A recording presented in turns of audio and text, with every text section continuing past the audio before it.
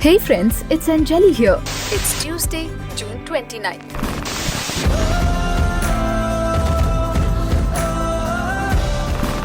Welcome to the Missions Changed My Life show by Global Hope India with your host Kevin White.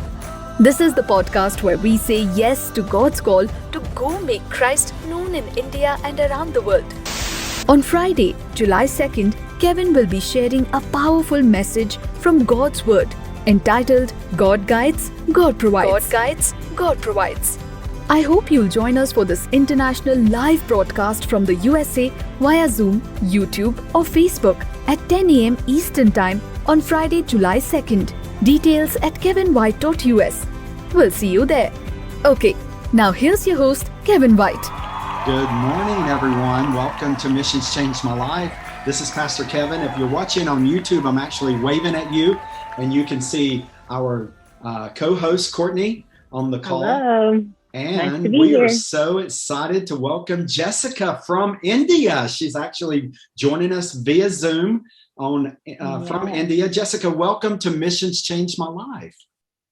All right. I'm excited to be here.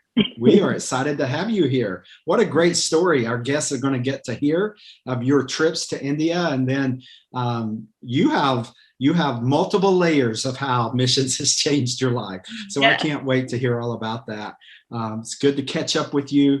You've been a great supporter of Global Hope India since then, and you bear witness of just that person that takes a mission experience and makes it a lifestyle.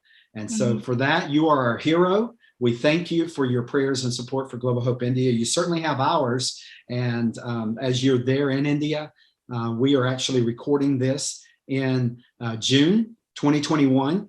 And it is not very pleasant at the moment in India. And our hearts and prayers go out to everyone suffering. We are praying for everyone to have access to know about Jesus and to have access to vaccines. Because we know that the USA is healed as a result of, or is in the process of healing as a result of vaccines. And we just desire that same healing for our friends in India. Jessica, how are you and your husband and your family right now in India? We are actually doing pretty well. So just trying to avoid too much going out. And our city has been in lockdown. So we're pretty restricted on when we can go out. So we've kept it really minimal. So especially for other reasons too. So I'll get it. You're definitely not in an urban area. Are you in a town or are you in a rural village? Right now we're actually in Hyderabad in one of the suburbs. Yeah. Okay. All right. I see. All right. Well, cool. Glad. Well, the story goes that Jessica and her husband and his family had COVID back in 2020, and it was mild, except your father-in-law really suffered. And did he have to be hospitalized? He had some breathing trouble, so he arranged to get into a hospital, and he was on oxygen for a couple days, and then they just kept him until he was fully well. But he wasn't horribly serious, but it was, still concerning. He was kind of scared. So it's scary even in the USA, but our friends in the USA need to see and understand the luxury of really suffering in the US compared to our friends and neighbors around the world, because it just, unfortunately, suffering goes to a whole new level. Our Pastor Raja, one of our partners in Hyderabad, had COVID in 2021, and he was hospitalized and on oxygen. And that was right before all hell broke loose and oxygen went away in India, and so did human life in tragic proportions. But fortunately, your father-in-law recovered and your family's recovered. And we're just grateful for the grace of God that you beat COVID. Our family beat COVID. Your family beat COVID. Yes. And we don't take that lightly, because many people that we know in India especially, but also in the US, have lost loved ones and are suffering greatly from that. And just know our prayers and thoughts are with everyone around the world. And until everyone is safe, we're going to continue to pray. We want everyone to have access to know about Jesus and access to vaccines. And so we invite you to pray with us about that. Everyone in the audience listening. Well, Courtney, thanks for being co-host. I can't wait to hear Jessica's story. So let's get started. Yeah, me neither. From what I've heard, I have not heard Jessica's story to those that are listening, but from what I've heard in the pre-interview, missions truly changed your life, Jessica. So I want to give a full picture of that and really focus on your first mission trip to start out. So my first question is, before your trip to India, had you been on a mission trip? What was kind of your experience with missions in general? Sure. So prior to coming to India the first time, I'd been on maybe 2 or 3 mission trips domestically. I had never been international at the time. And so I had done more like my first mission trip experience actually was with a youth group, and we just went to other churches and did a like full production play as an outreach event that they could invite people to, where we acted out a modern day retelling of the Samaritan woman and shared the gospel. And then later I went to South Texas. At the time, my family was living in Texas, actually. And I went to South Texas and worked with immigrants who had come from South America, Central America, and we worked with the church there. And so that was kind of my mission trip experience prior to going to India. And so, yeah, that was my. So when was your first? Sorry? That was how I got introduced to missions. So. I see it. Yeah. And I see how God probably was preparing you for what was to come, because it sounds like you could use everything that you learned in India. So when was your first trip? 2013. Okay. And what was your purpose of that trip? So, and this was interesting because we originally had a plan, and then we changed it at the last minute. That's actually what happened. So I was going to go with one partner, and last minute we changed to a different partner, and which actually ended up being, I think, for the best. And so I just had the wonderful experience. I worked with New Life. It was really the reason why we ended up choosing that option was so that I would actually get to live with a family and experience what life is really like, in, a family setting. Yeah. So, yeah. I mean, a lot of team members don't fully get the full grasp of living in another country, being immersed, because we're put in hotels, which is nice. A lot of people would be scared if you thought of some of the living conditions, but people live in them and they're joyful. And so that's a huge difference from a lot of the interviews we've had. So I'm excited to hear about that. What was that like, just living with a family? I think I've loved it. I was able to share meals with them, and we had like deeper conversations about, the culture and, how do you bring the gospel into that culture. And so I felt like it was really helpful for me. I really got exposed to the culture and got to ask questions and got to hear experiences, and I really loved that. And I mean, the same thing happened on my second trip too, to a certain extent. But yeah, that was really a good experience for me, is learning what is the day-to-day life like, and what is the purpose of doing these different kinds of ministry in India. So, and how do we do that? Hey, it's Anjali. We will be right back. Kevin White is an international speaker and best-selling author who loves helping people everywhere to prosper in God's presence. A serial entrepreneur, Kevin has helped start hundreds of businesses, non-profits, and churches. As founder and executive director of Global Hope India, Kevin has traveled over 1 million miles to 27 different countries, speaking to thousands of audiences throughout India and the world. Visit kevinwhite.us for Kevin's books, 1-minute motivation series, and podcasts. Visit kevinwhite.us today. For over 20 years, Global Hope India has been empowering the church in India as they make Christ known. Visit globalhopeindia.org and learn how you can pray, give, and go. Over 1,000 people have served on one of GHI's short-term mission trips to India. Now you can join a virtual mission team to India. Visit globalhopeindia.org today because everyone should have access to hear about Jesus. Okay, now back to the show.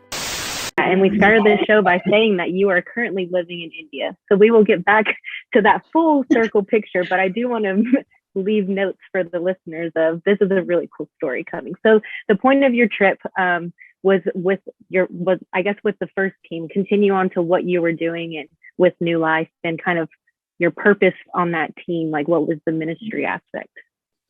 So my first trip, actually, I came as an intern. So it wasn't even with a team, although I met up with a team that had been, I forget exactly. I think they were in Chennai. Kevin, is that right? There was a team in Chennai.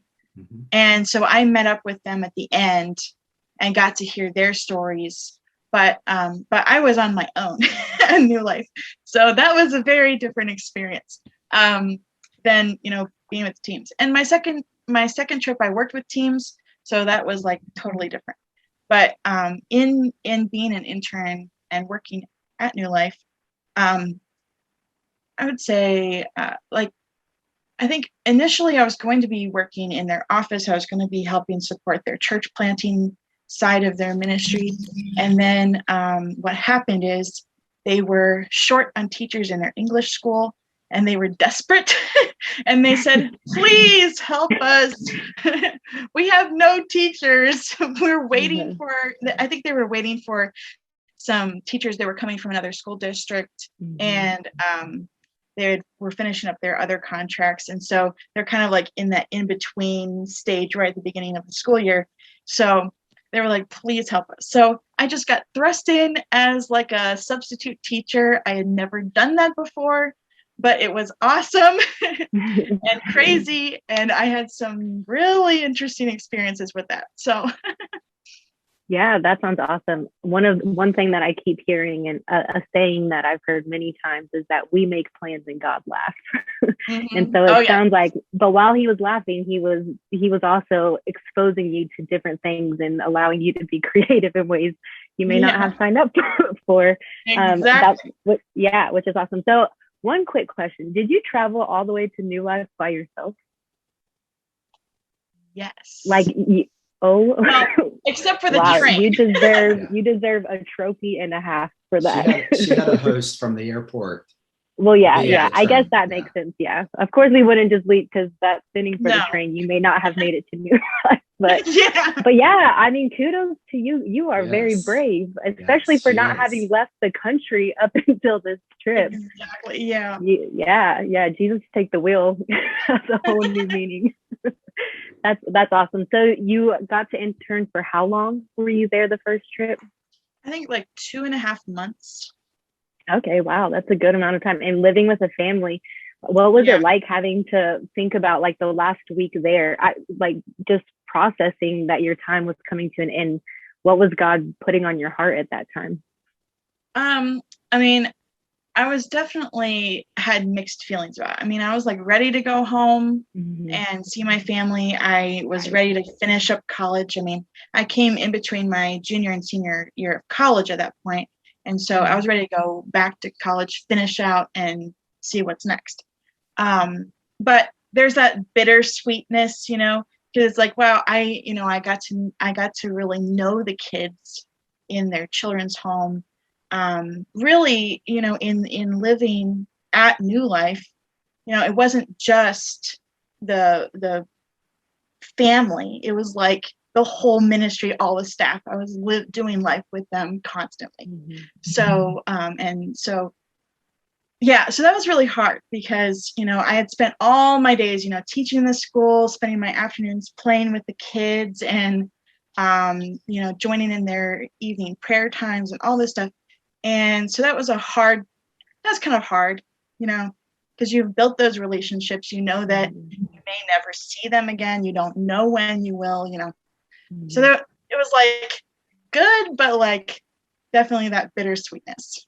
Right. Yeah. Were there some funny or just fun stories or highlight moments from that first trip that you care to share? Oh, yes.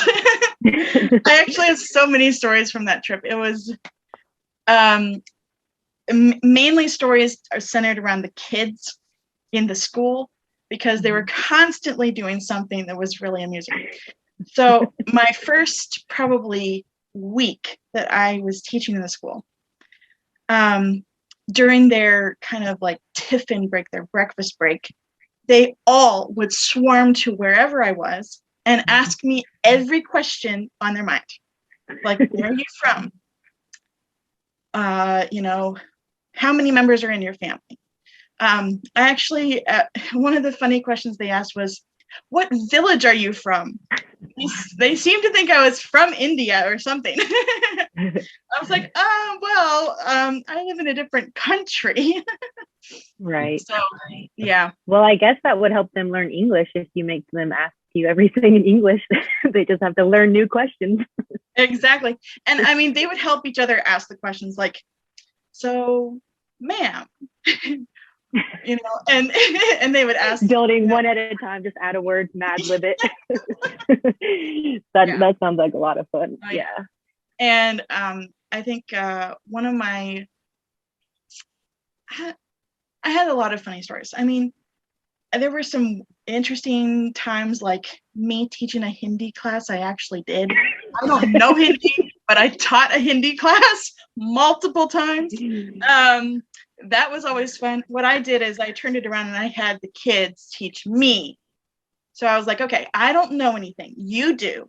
So you can practice by teaching me. And so, you know, that was always humorous because I said things wrong. I said the wrong word, you know. Right. And, you know, so it's always quite fun. But yeah, so there's so many funny stories. I can't even think of all of them because there were just so many of them. Almost every day there was something humorous that happened.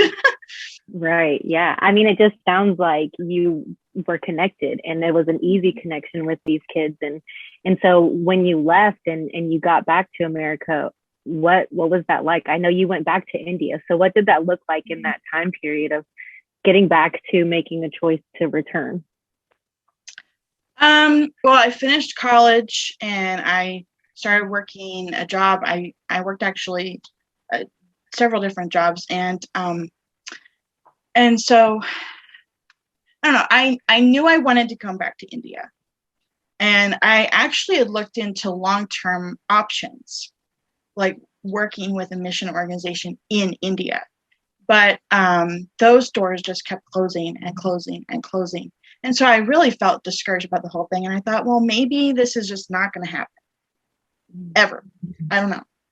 And then in 2016, end of 2016, like September, I got a phone call or an email actually that turned into a series of phone calls.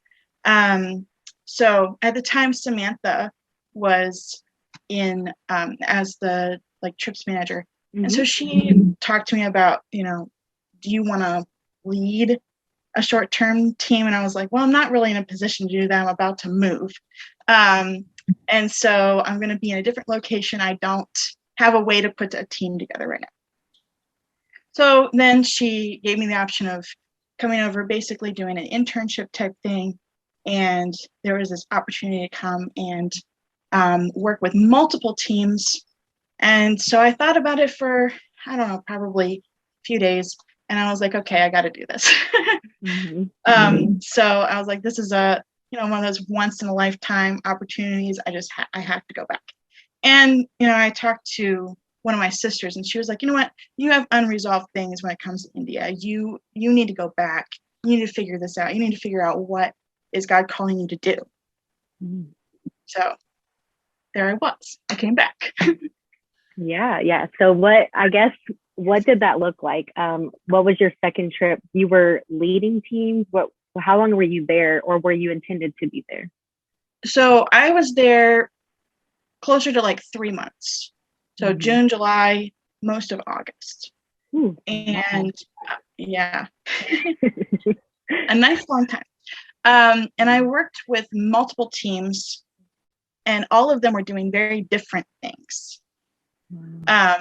So my purpose was kind of like, I was kind of being Kevin's like right arm, kind of, because we had large teams coming in, and we split the teams, and I would work with one, and Kevin and Justin went with the other half. So we kind of tag teamed that thing. So I kind of functioned in that sort of role type thing, and just worked with them. I wasn't like, I don't know, I guess I was kind of like a hostess or something. Yeah, making sure that they all were okay, you know. Right. If you've been to India, one time, you're a professional when it comes to trips. You are put in charge. Yeah, that's awesome.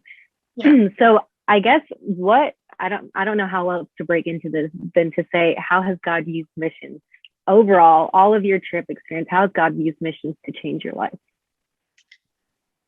This is the fun part. Yeah, I want to get into it, but I want you to share your story. So yeah, take it away. So while I was preparing for my second trip, I mean, literally just like months into preparing, I was maybe not even halfway into that, and I got into contact with this guy from India, and we became friends. And then when I came to India, I spent the first month working with teams, and then I was going to shift to being at New Life for like 5 weeks, I think. So in between that, I took a break for like a weekend, and I was able to meet this guy's family. They came to see me, and we got to explore some cool places in Hyderabad. And at the same time, I was also, in working with these teams, that also had a lot of shaping to do with like, not just like in altering my mindset and showing me, here's what I could be doing long term, and those are still dreams right now. Those are still, there, but I haven't gotten there yet. So I'll back up a little bit, because when I was working with the teams, the first team we were in Mumbai.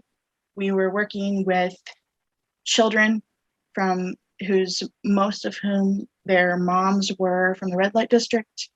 We also did Bible studies with women who were actually workers in the red light district. And then we also were working with some kids that were in their children's homes. So, and that was a really interesting trip, because that was an interesting part of the trip, because, when I came to India the first time, on the academic side, because for my school, I was using it as a college internship.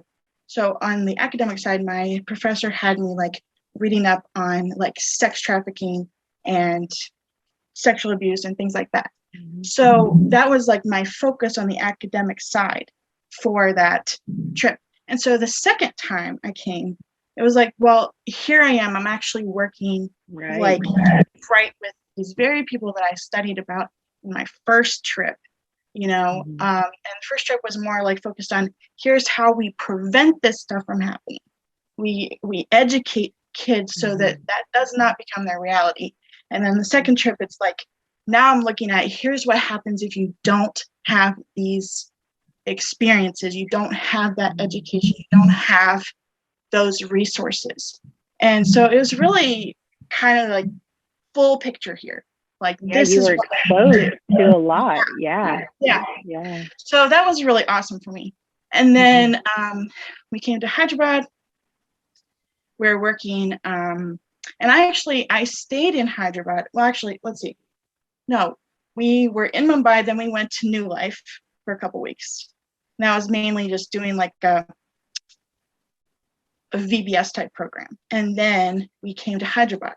And in Hyderabad, they have, so many things going on. So I ended up staying for a couple of extra weeks past the time that the team was there. And the team was doing like volleyball camps, which I'm not a volleyball player, but I still could. I was able to teach some basic stuff. So it worked out. And so I ended up staying there for a couple more weeks. And they have like a Bible college. And I actually had the opportunity to teach in the Bible college, which was really awesome. My degree is actually in biblical studies. So it was like right there in my line of work that I wanted to do. And I loved it. I was like, this is what I want to do forever. I just want to teach. I mean, you got your experience teaching in 2013. I see how God is just preparing you. Just like the best is yet to come, Jessica. Yeah, I mean, the first trip definitely prepared me for the second trip. And the second trip, I don't know where that's going to take me. I still don't know. I have ideas, but, acting on those things hasn't happened yet. But I've only been back in India for 2 years. So. Right. Yeah. I've got time. So let's get to that. Because give us the juice, Jessica. The gift. So about this audience boy and his family. So they came to Hyderabad. And so I got to meet up with them. His family is great. They welcomed me immediately. They thought it was really awesome. Actually, I'm a pastor's kid, which to them was like, whoa, this is cool, Yeah. And that helped a lot, I think, in that whole transition. So anyway, I got to meet them. And then actually later on, when I was at New Life, he came up for a few days and stayed at New Life. And he jumped in too and helped teach classes. Wow. Which I'm sure made your heart just throb. Oh yeah. And he loves kids. He loves working in children's ministry. That's what he had been like a Sunday school teacher and children's leader in his church for a long time, ever since he was in high school. So that's totally his thing. So to have him come up to New Life and spend some time getting to know the kids there and working in the school, working with the children in the children's home, it was like a blast for him. He loved it. So after that, I came back to the US and we continued to get to know each other. And then a year later, I came back to India. We actually got engaged at that point. And then in 2019, we actually got married and I came to India and now I'm living here full time. And we have a baby on the way. So lots of things have changed. Lots and lots of things have changed. Congratulations. Has changed your life. Yes, radically changed. Yes. Completely changed. Yeah. So, yeah. What a story. And it's still being written. I mean, I wish that we could see you once a month for the next years of your life. I'm so excited to live through you vicariously. But wow. I mean, what do you even say to someone that was in your shoes in 2013 that's being offered a chance to go to India? What, looking back on 8 years, what do you tell that person? There's like actually so many things I could say. I think the biggest thing would be like, first of all, do it, go, experience life outside of the US. I think everyone should have that experience of getting out of, the bubble that we end up in comfortable stuff in America, and just get out of that and meet someone who's different from you. That's a good thing. It will change your life. Whether you end up staying in the United States for the rest of your life after that, or it radically changes your life and you end up overseas, like regardless, it's an awesome experience, and it will change your life. It will change your heart. It will change your whole mindset on, like, I think for me, I think the biggest shift was, I already, God was already moving in my heart already before I came to India the first time, and showing me how to love the people that he made and loves. And then coming here and learning how to do that, actually doing that in a context that's so different, that changes you. You don't go away from that without something being different, in your heart and your soul and your mind. So I say go for it. That would be like the biggest thing. Just go for it. Go do it. And then seriously, just go. But also be flexible, because like we were talking about earlier, you plan things and God laughs. He changes them. And, you might be expecting you're going to do one thing. And especially if you're in a country like India, where things are rapidly changing all the time, just culture wise, that's just a thing. It's like, oh, well, today we're going to go do this. Oh, I thought we were going to do that. It's just always changing like that. So especially in that context, being flexible, being open, I think really having a mindset that's like, you wake up in the morning, you say, God, what do you have for me to do today? What do you want me to learn? And just go with it. I think, that's what I had to learn in that, is like, well, all right, what are we going to do today? And not have those, expectations, because expectations will, I think, if you have too high of expectations, or you have expectations that these things are going to happen, then you're more likely to run into like that culture shock. Big time. You will have so much culture shock, versus like if you're more, like, hey, I just want to do what God wants me to do for today. I just want to learn what he wants me to learn, and having that flexibility, that flexible attitude really goes a long way in preventing you from being so overwhelmed by everything going on. Right. Yeah. One thing, a theme of the word of the interview that it sounds like that you are really great at is just being available.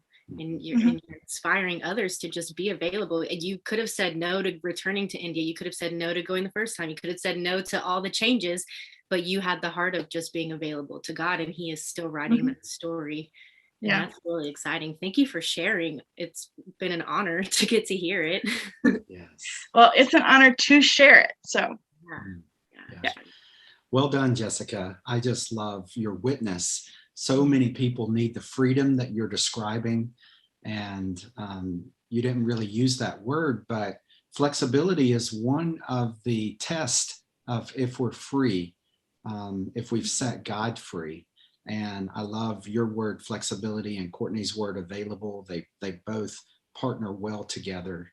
And I desire that for our audience, that I just would love for you to close out the show just praying a spirit of flexibility over me and Courtney and everyone in the audience, that we would really be so free and set God free that we would live out day by day, just being flexible and letting the Spirit of God take us where he knows best and to do what he knows best. And I admire your flexibility and where it's brought you, and I can't wait to hear the rest of the story. But would you just pray over our audience? Sure. Dear Lord, I thank you for this day. I thank you for the opportunity you've given us to just sit down and talk about what you've done. Lord, this is not really my story, it's your story and how you're working out things in my life. And Lord, I pray that you would speak to everyone who is listening, that you would touch hearts, that you would bring people to a realization that that serving you, being available to serve you, is the most important thing they could ever do in their life, other than following you and believing in you. Lord, I pray that you would work in and continue to work in my heart, work in Kevin's heart, work in Courtney's heart, to be available for the things that you call them to do, to be flexible and ready to learn whatever you have. Lord, I pray that for everyone in the audience, Lord, that you would speak to each of us, that you would touch our hearts, that you would work in us, that you would help us to be available and attentive to learning what you have for us today or next year, or throughout our lives, that we would just be available, Lord, and to live in that freedom of handing things over to you and being open to whatever you have. Lord, I pray that you would just bless each of us, that you would continue to work in our lives, that you would help us to honor you and glorify you in everything we do and say.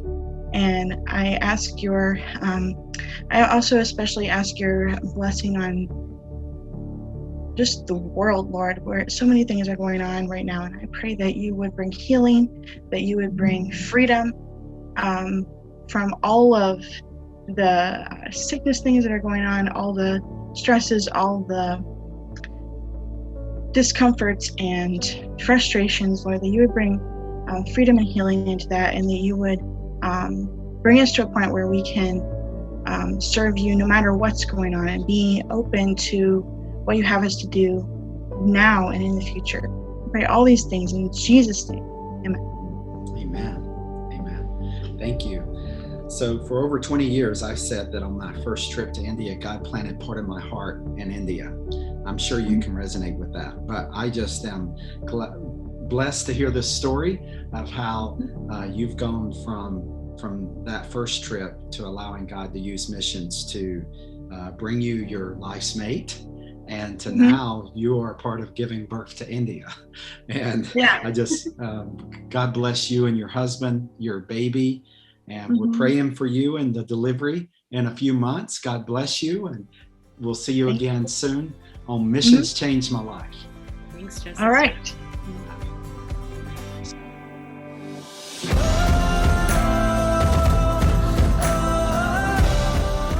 Thank you for listening to the Missions Changed My Life show by Global Hope India with Kevin White. Find the complete archive of all episodes at kevinwhite.us, or subscribe for free through your favorite podcast player and never miss an episode. This program is a copyright of Global Hope India, all rights reserved. Each week we bring you a message of how God uses missions to bring real and lasting change through Jesus Christ. Join Global Hope India again next week for Missions Changed My Life with Kevin White. Missions Changed My Life with Kevin White.